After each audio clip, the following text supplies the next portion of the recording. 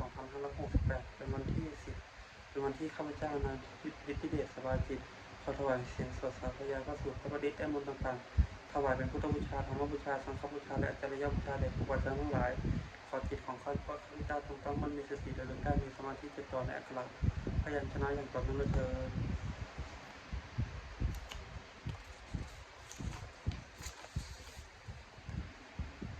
บทที่1บทกล่าวพระรัตนตรัยอรหังสัมมาสัมพุทโธภควาพุทธังภควันตังอภิวาเทมิสวากขาโตภควตาธัมโมธัมมังนัมสสามิสุปฏิปันโนภควโตสาวกสังโฆสังฆังนามามิบทที่2บทบูชาพระไพรีวินัยอรหังสัมมาสัมพุทโธสิทธิรังปรินิพุตโตปุเนหิทละมาโนทามิปรมีหิจัตติสติยาวะชีวังอหังพุทธังธัมมังสังฆังสรณังคโตปูเชมิรัตนัตยังธัมมังจรามิโสตินาบทที่3บทสวดชุมนุมเทวดาสมันตาจักรวาเวสุอัครขจันตุเทวตาสัทธมังมุนีวรัตสะสุนันตุสักขะโมกตังสัทธิกาเมตรุเปคิริสิขารตเทจันตาริเควิมานิทิเปรเทจักขเมตรุบคังเนกิหาวตุมหิเขเตภูมาจยันตุเทวาสละพระวิสเมยะคะคันทัปนาคาทิคันตาสัมภิเกยังมุนิวัลตนังสาธโวเมตุนันตุธรรมสวนกาโลอายมทันตาธรรมสวนกาโลอายมทันตาธรรมสวนกาโลอายมทันตา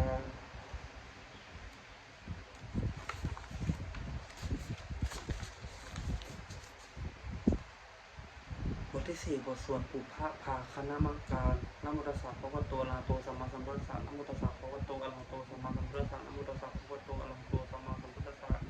บทที่5บทสวดไตรสรณะคมนะปะทะพุทธังสรณังคัจฉามิธัมมังสรณังคัจฉามิสังฆังสรณังคัจฉามิทุติยัมปิพุทธังสรณังคัจฉามิทุติยัมปิธัมมังสรณังคัจฉามิทุติยัมปิสังฆังสรณังคัจฉามิตติยัมปิพุทธังสรณังคัจฉามิตติยัมปิธัมมังสรณังคัจฉามิตติยัมปิสังฆังสรณังคัจฉามิบทที่6บทสวดจักกิริยากถาอัตถิเมสรณังอัญญังพุทโธเมสรณังวรังเอเตนะสัจวัตเทนะสุทธิเมหุนตุสัพพทานัตถิเมสรณังอัญญังธัมโมเมสรณังวรังเอเตนะสัจวัตเทนะสุทธิเมหุนตุสัพพทานัตถิเมสรณังอัญญังสังโฆเมสรณังวรังเอเตนะสัจวัตเทนะสุทธิเมหุนตุสัพพทา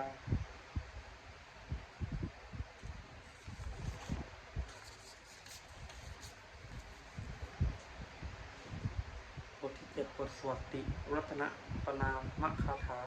พุทธังนะเมรัตนภูตาสาลีละจิตตังธัมมังนะเมรัตนภูตะวิสุทธิสังอลังสังฆังนะเมรัตนภูตะสุสีระทิฏฐิเอตังนะเมติรัตนังรัตนัตตยะวัฏหังสัมมาสโมสริตะวัตถุวิเศษสะภูตังอัญโยยาน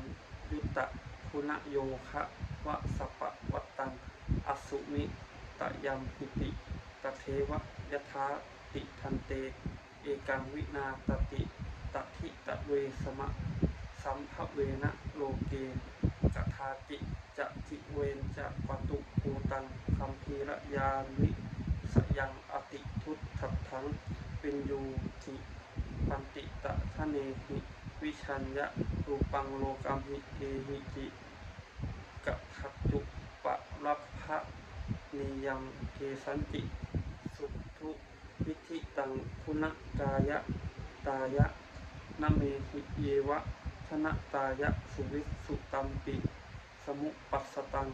มณสิสุทธปัสสาทะกานังปุญญติกานะมะสมุตตมะปุณณภูมังทุกขาปมุตจนะมุขะสารนังคตานังปูชาละเพสุปะละมังอภิปูชเนยยังนิพพานสัจฉิกิริยายุปะนิสยัตถัง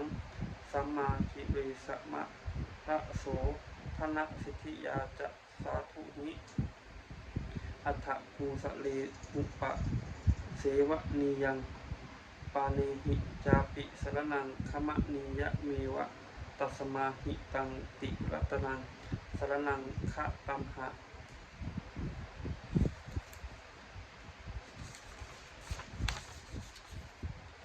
รัตตินทิวังคณะเนสุนมัสสามานาปูเชมะจาปิสสตังสุปันสันนะจิตตาตัทธานุป ริจริยาสทารตาจะปุญเยนะตัทธสุกเตนะสุขีภเวมุเตเชนะตัสสะจะสทาปิสุวัตถิโหนตุเยเกเจทะธรรมวินะยัมหิปนามะปะมานะปุโตโลกุตตราภิสมะโยโอนิยะโตสุโกชังตัสโสปนิสยะ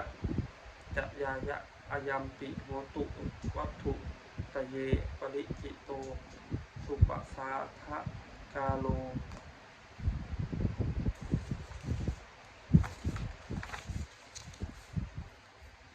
บทที่8นามการละสิทธิคาถาโยจักคุมาโหโมหะมะลาปะกัตโทสามังวะพุทโธสุขโตวิมุตโตมรัสสะปาสาวินิโมจะยันโตปาเปสิเขมังทยะชนะตังวิเนยังพุทธังวรันตังศิลสานามามิโลกัสสะนาทัตถะนาคันจะวินายะกัสสะกันจะตันเตยสาเตชนะชยสิทธิโหนตุสัพพันตรายาจะวินาสเมตุธรรมโมคาโทโยวิยะตัสสะสัทธุทัตเสสิโลกัสสะวิสุทธิมัคคังนิยานิโกภมะทะรัสสะทารีสตาวะโหสันติกโลสุจินโนธรรมังวรันตังศิรสานามามิโมหัปปะทาลังอุปสันตทาตังปฏิยสาเตชยสิทธิโหนตุสัพพันตรายาจะวินาสเมตุตธรรมะเสนาสุขตานุโคโสนุโคโยโลกัสสะปะปูปะกิเรสติสเกตาสันโตสยังสติยิโยชโกจาสวาคาตธรรมังวิธิตังกโลติสังขังวรันตังศีลสานามามิพุทธานุพัทพุทธังสมะเสวะทิจิงตันเตยสาเตชยสิทธิโหนตุสัพพันตรายาจะวินาสเมตุปฏิฆาบทสวดนโมการอัฏฐกะคาถานโมอะระหะโตสัมมาสัมพุทธัสสะมเหสิโนนโมอุตตมะธัมมัสสะสวัคคาตัสเสวะเตนิทะนโมมหาสังคัสสาปิวิสุทธสีระทิฏฐิโนนะโมโอมาตายารัตถสะรัตนัตตยัสสะสาธุกังนะโมโอมะกาติตัสสะตัสสะวัตถุยัสสปินะโมกะลัปปะภาเวนะวิคัจฉันตุอุปัฏฐวานะโมกาลานุภาเวนะสุวัตติโหนตุสัพพทานะโมกาลัสสะเตเชนะวิธิมหิภูมิเตชัสวา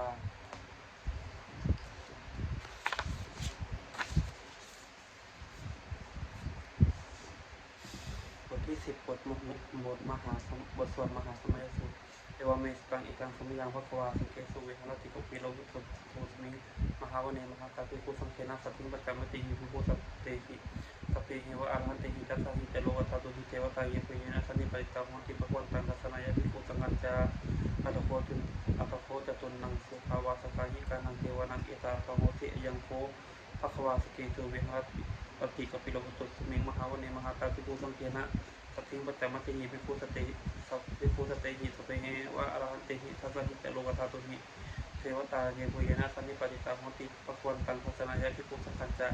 ยานุนะมยปิเยนะภควาเปเตโลปสังคมยามะอุปสังคมิตวะอุปวัตโตสันติเก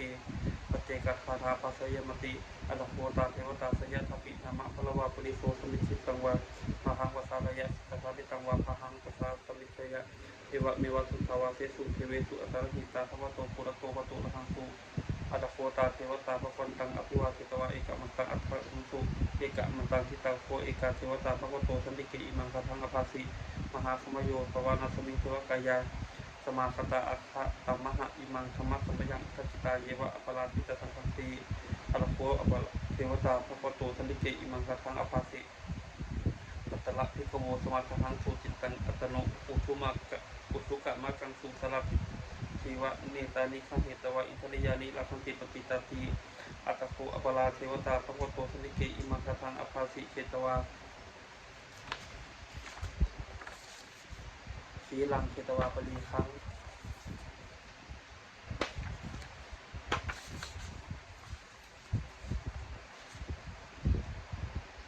ทีลังเชตวาปริคังอิทัคคีลังโอหัง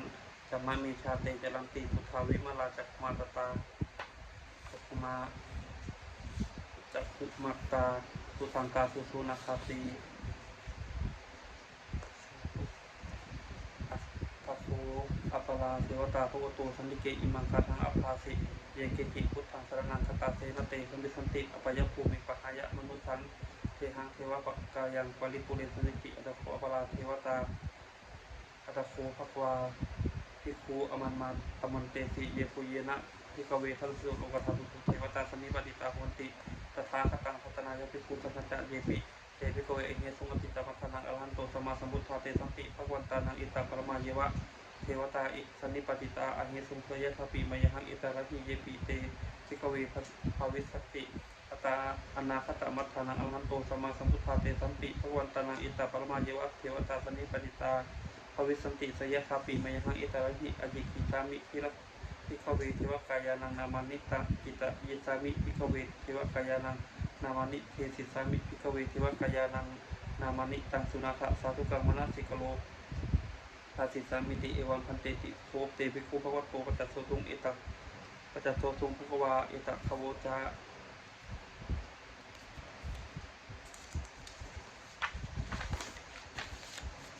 สิโลกัมมนุษย์กัสสามิยัตถาภูมาตถาสิตาเยสิตาคิริขปลังมหิตตาสมังหิตาโพธุสิหาวะสันลีนาโลมะหังสาภิสัมพุโนโอทาตมานัสสาสุขาวิปัสสนะมนาวิราคิโยกัจจเตยตวาวเนกปิลวัตเวตโตอมตะยิสัทธาสาวเกสัสนิรเตเทวกายะอภิกันตาเตวิเทระถาภิกโวเตจะอัตถะพังกะลุงสุตวาพุทธศาสนังเอเตสัมปตุระหุยานังอมนุสานะทัสนังอเปเกสตมัทถคุสหัสสังอัฏฐสัพพลิงสตังเอเกสหัสสานังอมนุสานะมัทถสุงอเปเกนะตะมัทถคุงทิสานสัพพะพุทธาอหุตัญจะสัพพังอภิเยวะเวคิตวานะจักขุมาตโตอมตะยิสัทธาสาวเกสัสนิรเตเทวกายะอภิกันตาเตวิเทระถาภิกโวเยวหังกิตยิสามิคิรหิอนุภูคโสสตัสสหัสสาวะยัสสาภูมากปิลวัฏวะอิทิวโตชุติมันโตวนะวันโตยะสโนโมธรรมนาภิกขมงภิกขุนาสติวนังสัสสะหัสสะเหมะวตาจักขานันตวนิโนอิทิมันโตชุติมันโตนะวันโตยะสโนโมธรรมนาภิกขมงภิกขุนาสติวนังตาตาคิลาติสะหัสสะยักขานันตวนิโนอิทิมันโตชุติมันโตนะวันโตยะสโนโมธรรมนาภิกขมงภิกขุนาสติวนังอิติเตโสละสัสสะหัสสะยักขานันตวนิโนอิทิมันโตชุติมันโตนะวันโตยะสโนโมธรรมนาภิกขมงภิกขุนาสติวนังเวสามิตาปัจจสตาจักขานันตวนิโนอิทิมันโตชุติมันโตนะวันโตยะสโนโมธรรมนาภิกขมงภิกขุนาสติวนังภูมิพิโรลจักะมิโกเวปุรัสสะนิเวสนังปิญโยนังสตัสสหัสสังยักขานังปะยิบุปาสติภูมิพิโรลจักะมิโกโสปคาสมิติวนังภูริมัจจทิสังราชาตตะละโทปสาสติขันธปานังอธิปติมหาราชาสติโสปุตตปิตัสสะภาโวอินทนามามหาภลาอิทิมโตชุติมโตนะวโตยะสติโนโมธรรมนาภิกขมงภิกขุนังสมิติวนังทักขิณจะทิสังราชาวิรูลโหตปสาสติกุมขันธานังอธิปติมหาราชาสติโสปุตตปิตัสสะภาโวอินทนามามหาภลาอิทิมโตชุติมโตนะวโตยะสติโนโมธรรมนาภิกขมงภิกขุนังสมิติวนังปัจฉิมันจัตติสังวัชาวิรูปโภปสัตตินะคนังอธิปติมหาราชาสติโสปุตตปิตัสสะภาโวอินทนะปุตตปิตัสสะภาโวอินทนามามหาภลาอิทิมโตชุติมโตนะวโตยะสติโนโมธรรมนาภิกขมงภิกขุนังสมิติวนังปุตตะลัจจทิสังวัชาคุเวโรตัปปสาสติจักขานังอธิปติมหาราชาสติโสปุตตปิตัสสะภาโวอินทนามามหาภลาอิทิมโตชุติมโตนะวโตยะสติโนโมธรรมนาภิกขมงภิกขุนังสมิติวนังปูเนวิมาทิสังทัตตะละโตทัคิเนนะวิรุลหะโกปัจฉิเมนะวิรูปโภกูเวโลอุตลังทิสังจัตตโลเตมหาราชาสมันตาจันตโลทิสาตถะละมะนะอัคังสุวะเนกปิลวัตเวเตสังมายามิโนทัสสะอาภูวจันนิกาสัทธามายาภูเวนภูเวภูเวเทนภูวิภูจัวิภูโตสหจันทะโนกามะเสโทจักขินุมันโทอิมันโทจะปนาโทอุปปัญโยจะเทวสุโตจะมัตติกิตัสสโนจิกันทโพนโรราชาชโนสัพโพ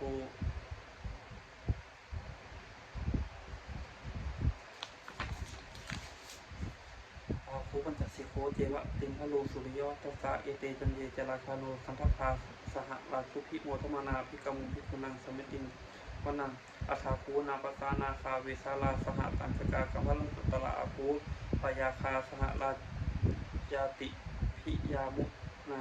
ทัตตลักษาจะอาภูนาคายสัสสิโนอิรวันโนมหานาโค โสปาคาสมุติมนังเยนาคราเชสหัสสาหารันติทิพาทิชาปักขิวิสุทธจักขูเวหายสาเตวนะมัทปตาจิตลาสุปนาอิติเตสะนามังอภยันตทานาคราชานามาสิสุปันนโตเขมะมะกาสิพุทโธสนะหาหิวาจาหิอุปาวะหยันตานาคาสุปนาสนะมัคคังสุพุทธังสุพุทธังชิตาวัชหัตเถนะสมุทังอสุราสิตา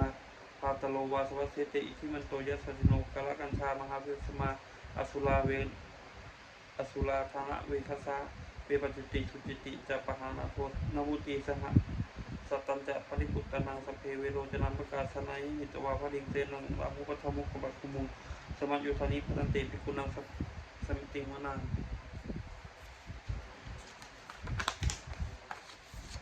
อาโปจะเทวาปฐวีจัตติโชวโนตถาคมุงวารุณาวารุณาเทวาโสโมจะยสัสสาสหเมตตากรุณากายิกาอาโปเทวายสัสสิโนทัสเสติทัสสะกายาสเปนันตวนิโนอิทิมุโตพุทธิมุโตวันนมุตโตยัสสิโนโมทัมนาภิกขมุงภิกขุโนสมิติมนังเวทูจะเทวาสหาริจะอสมาจะทุเวยมาจะทัสสุปนิสาเทวาจะทัสมาภูปุลคิตาสุยัตสุปนิสาเทวาวิสุริยสุริยมาภูปุลคิตานักขตนิปุลคิตวานิอภูมันทวาราหากาวสุนังวาสโวเศโทสโกบาคาปุรินโททัสสิเตทัสสะกายาคเพนันตวนิโนอิทิมโตชุติมโตนมโตยัสสิโนโมทัมนาภิกขมุงภิกขุนาสมิติมนังอัฏฐภูธาภูเทวาวิจักเทวาชละมัคคิสิกาลิวะอริสกาจะโลชาจะอุมาปุภนิพาสิโนวรุณาสหธรรมาจะอตุตาจะอเนชกาสุเรยะลุกิลาอาคูวัสวัตเนสิโนทัสเตทัสสะกายาสเพนันตวนิโนอิทิมโตชุติมโตนมโตยัสสิโนโมทัมนาภิกขมุงภิกขุนาสมิติมนังสมานามหาสมานามหานุสุตมามนุสุตมามนุสามนุสุตมาอิหิตาปทุติกาอาคูมโนปทุติกาอาสาคูหะโยเทวาเยจโลหิตวาสิโนปะละคามหาปะละคาอาคูเทวาเอสัสสิโนทัสสิเตทัสสะกายาสเปนันตวนิโนอิทิมันโตชุติมันโตนะมโตยัสสิโนโมทัมนาภิกขมุงภิกขุนังสมิติงวนังสุกากลุมหาอรุณาอาคูเวคณะสาสหะโอทาสยหะปะโมคาอาคูเทวาวิจักขณาสธรรมตัทารัคชาวิสกาจะยัสสิโนทานะยังอาคาปชุนโนโยทิสาอภวิสติทานะยังอภวิสติทัสสิเตทัสสะกายาสเพนันตวนิโนอิทิวิโตยัสสิโนโมทัมนาภิกขมุงภิกขุนังสมิติงวนังเขมิจาดุติตายามากตกายัสสิโนธรรมิตกาลามาสิตาโชตินามาจะอาสวานิมาลาลติโนอาคูอัฏฐาโคปลานิมิตาทัสสิเตทัสสะกายาสเพนันตวนิโนอิทิวิโตยุติวันโตวันนมุตโตยัสสิโนโมทัมนาภิกขมุงภิกขุนังสมิติงวนังเทเตเทวานิกายาสเพนันนัตตวันนิโนนามันวะเยนะอาคันตุอัจเจจันเยสัติสาสหปวุตตกาติมัคคีลังโอทัพตินามนาสวังตะเคโมทัตตลังนาคังจันทังวะอธิตาติตังสุภามะปรมโตจัตตุตาอิทิมโตสหสันนังกุมารโลติโสจัตโสปะคาสมิติงวนังสหัสสะภามะโลกานังมหาภมะพิติอุปปันโนทุติมโตพิสมังกโยยสติโตปุตทัสเสถะอิสระอาคุปฏิกวะสัพวัตติโนเตสันจะมัชโตคะอาคาหาริโตบริวาริโตเตสัพจะสัพเพอภิกันเตสินเทเทเวสภามะเกมะเสนาอภิกามิปนะหัสสะคณหัสสะมันทิยังเคทะคณหัตถะปันทะวาเคนะปัทมัตตุโวสมันตาปริวาเลทะมาโวมุจิทะโกจินังอิติตถะมหาเสโนคณหะเสนังอเปสยิปนินาตละมาหันจะสลังกตวานาเพระวังยถาโตสโกเมโคทัตตะยโตตวิจุโกตถาโสปัจจุทาวติสังกุโตอสยังวเสตัญญสัพพังอภิญญาวะคิตวานะจักขุมาตโตมัตยิสัทธาสาวเกสเนนเตมราเสนาภิกันตาเตวินาทัพโคเตจะอัตตมังกรุสุตตวพุทธศาสนังวิจารเคหิปกมุงเตสังโลมาปิชยุงสัพเพวิชิตสังฆามาพยาติตายสัสสิโนโททันติสหปุติหิสาวกาเตชเนสุกาติบทที่11บทสวดมังคละสุตตังเอเสวะอาเสวนาจะพลานังปันติตานันจะเสวนาปูชาจะปูชนียานังเอตังมังคละมุตตมังปฏิรูปปะเทสวาโสจะปุเพจะกตะปุญญตังตาอัตตะสัมมาปณิติทิจะเอตังมังคละมุตตมังพาหุสัจจะ ขจันจะสิปัญจะวินโยจะสุสิกิโตสุภาสิตาจัตตาวาจาเอตมังคลมุตตมังมาตาปิตุอุปัฏฐานังพุทธทารัสสะสังคัตโหอนาคุลาจะกัมมันตาเอตมังคลมุตตมังทานันจะธรรมะจวิยาจะยาตะกานันจะสังคัตโหอนัวัฏานิกามานิเอตมังคลมุตตมังอาระตีวิรติปปามัชฌปานาจะปสัญญะโมอัปปมาโตจะธรรมเมสุเอตมังคลมุตตมังคารโวจะนิวาโตจะสัมตุทีจะกตัญญุตากาเลนะธรรมัสสวนังเอตมังคลมุตตมัง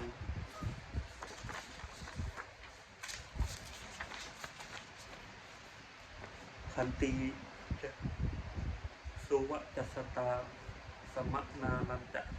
ทัศนังกาลีนะธรรมสากันจะเอตมังคลมุตตมังตะโพจะธรรมจริยันจะอริยสัจจานะ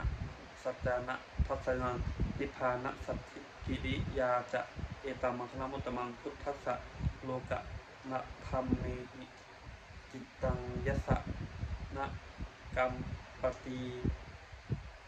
อโศกังวิรัชังเคมังเอตมังคลมุตตมังเอตาทิสานิกตวานะสัพพัทธมะปราชิตาสัพพัทธโสทิงคัจฉันติเตตันเตสังมังคลมุตตมันตีบทที่12บทสวดรัตนปริตยังกินจิวิทังอิทวาหูลังวาสเกสุวายังรัตนังบณิตังนโนสมังอธิตถาคเตนะอิทัมปีพุทเทรัตนังบณิตังเอเตนะสัจเจนะสุวัตเถโกนตุขยังเวลาคังอมตังปณิตัง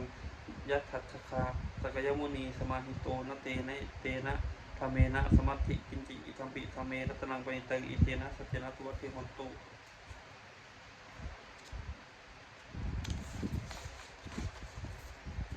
ยามพุทธะเสตูปริวันนยีสุจิงสมาธิมานันตวิกัญญะมาหุสมาธินาเตนะสะโมนาวิคติอิทัมปิคัมเมรัตนังปณิตังเอเตนะสัจเจนะสุวัตถิโหนตุเยปุคลาอัฏฐสัตตังปัสสัทธาจตาริเอตานิยุคานิโหนติตเตทักขิเนยาสุภัตตสะสาวกะเอเตสุทินานิมหาภรานิอิทัมปิตังเครัตนังปณิตังเอเตนะสัจเจนะสุวัตถิโหนตุ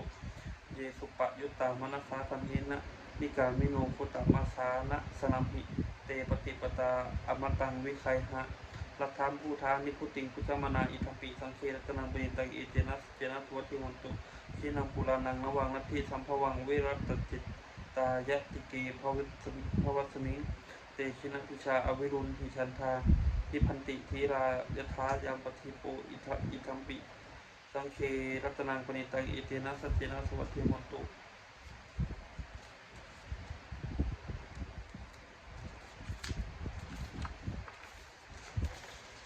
บทที่13บทสวดธรรมบทสหัสสวะอัตตาอเวชิตังเสยโยยาจายังอิตาราปชาอัตตะคันตัสสะโอสัสสะ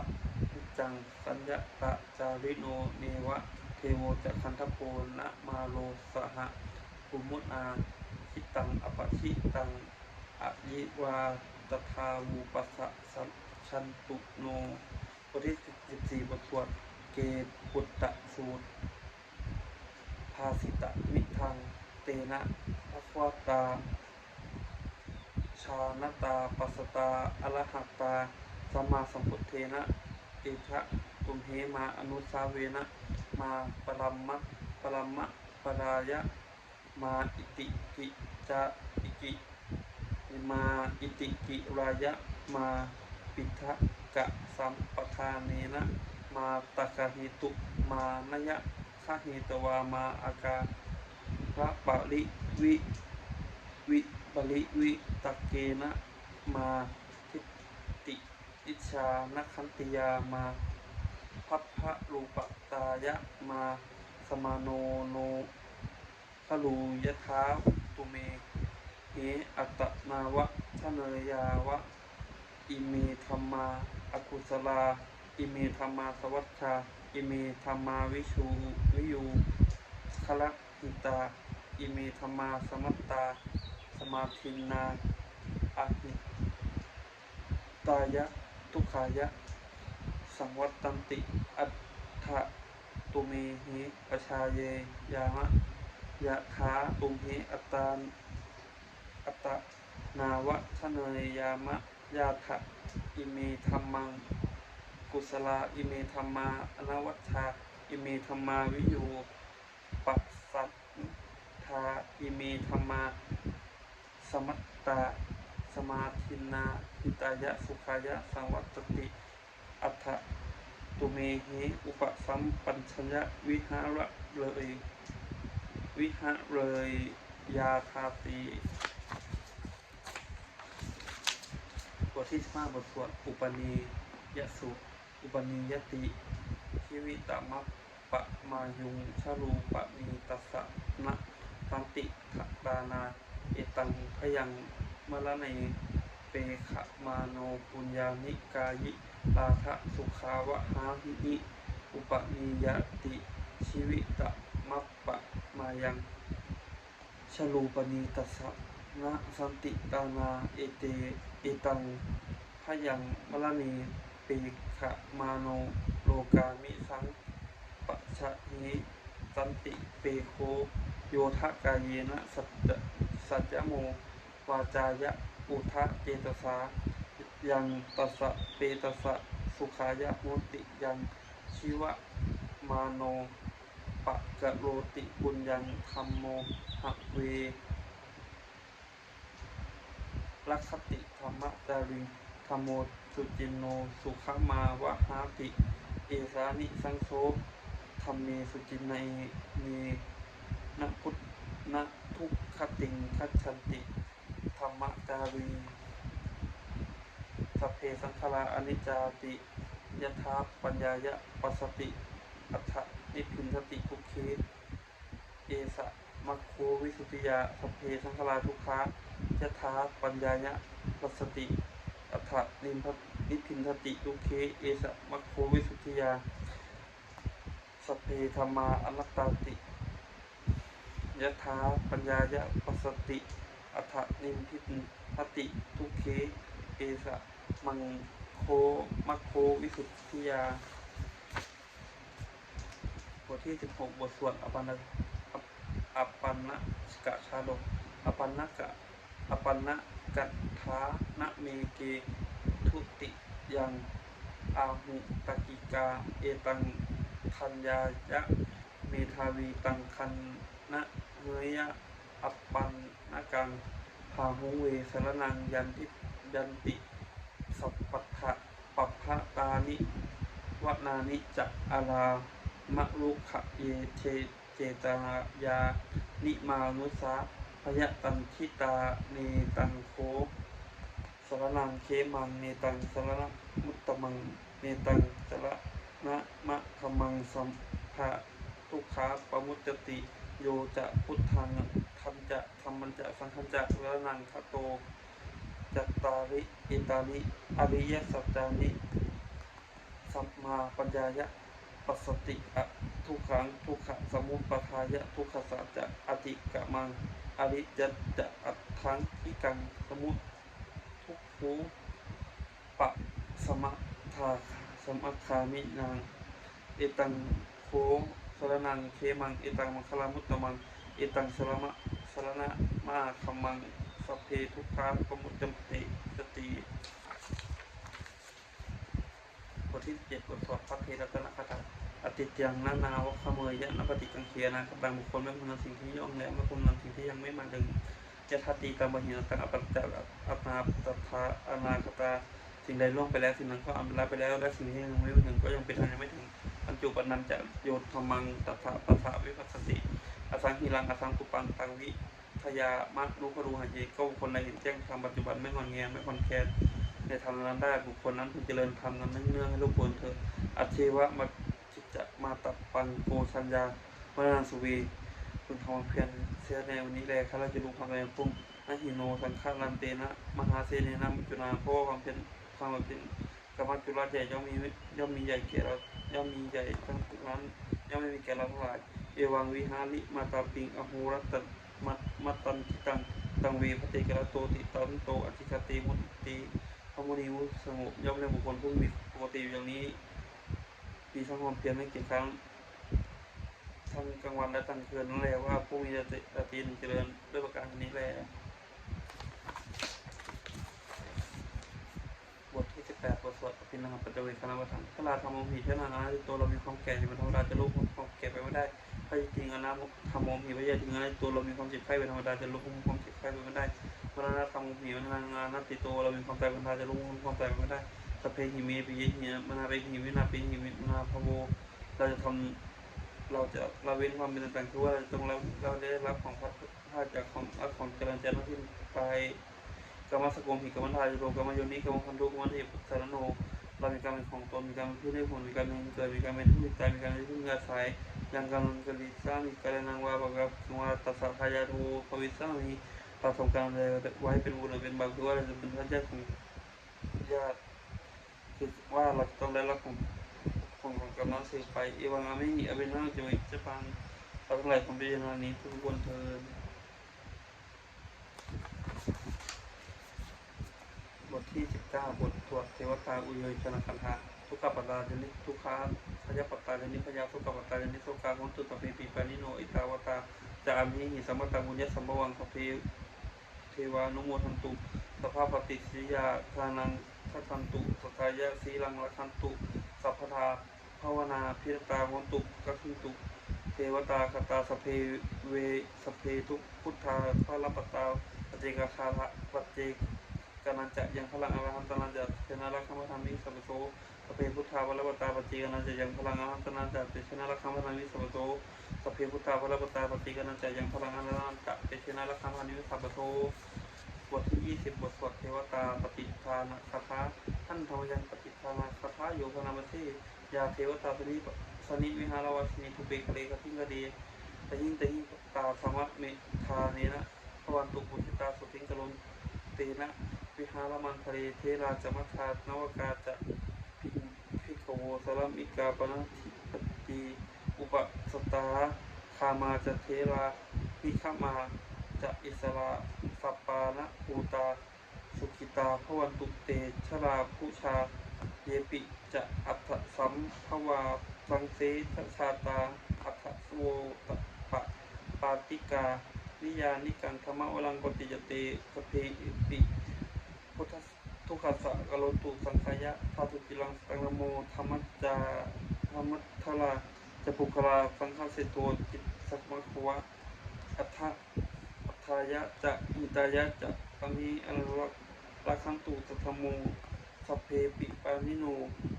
พุทธิงสัมปตุเยนามะเยมะพะเมอริยยัพปเวทิเต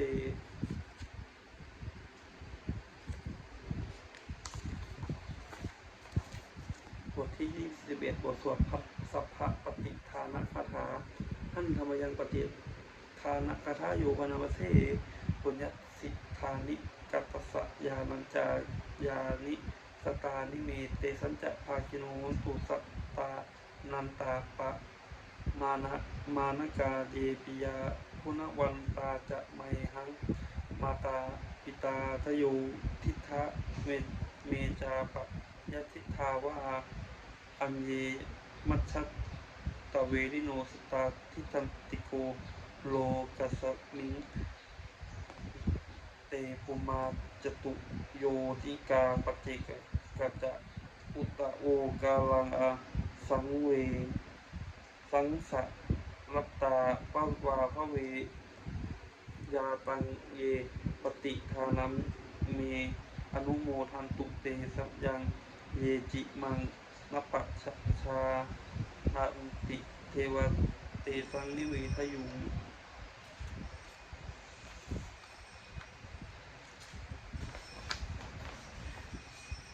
มายาทินานะปุญญานัง